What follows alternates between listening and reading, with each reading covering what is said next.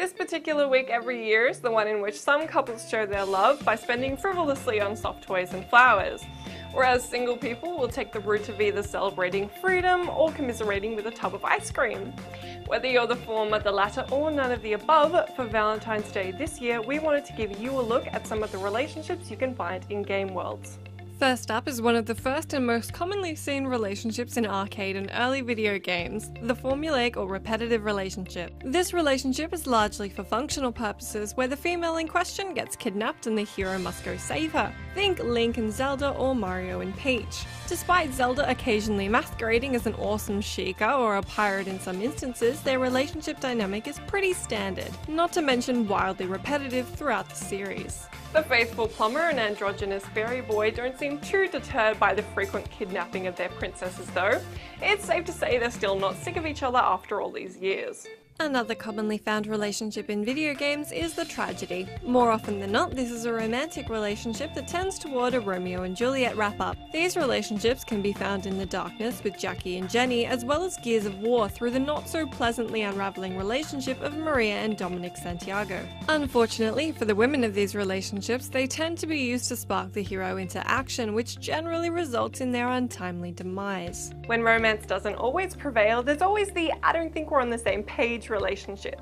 Dragon Age 2 players everywhere were taken aback when suddenly, without warning, apostate Mage Anders took it upon himself to make the first move, regardless of your character's feelings or lack thereof toward him. Similar awkwardness was found in Mass Effect 3 when Kaidan asked Shepard to be more than friends. This entirely unsolicited conversation is triggered whether or not you're heading for a romance with somebody else, and it ends in the two of you sitting quietly in the Presidium over some rejection lunch.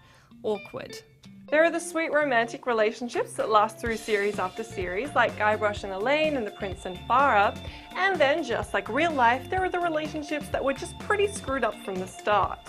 Take Dante and Beatrice from Dante's Inferno. Sure, he ventures through the underbelly of hell to save her soul, but this is only after Dante cheats on her with another woman, who then, intending to save her brother, who was actually her husband, offers herself in exchange for Dante. Melodrama ensues and the husband kills Beatrice, culminating into some seriously Jersey Shore shit. Of course, not all in-game relationships have romantic intentions. There are the platonic relationships of Diddy and Donkey Kong, the team-like relationships of Sam and Max and April, Ryan and Crow, and, as has been featured more recently, the paternal relationship.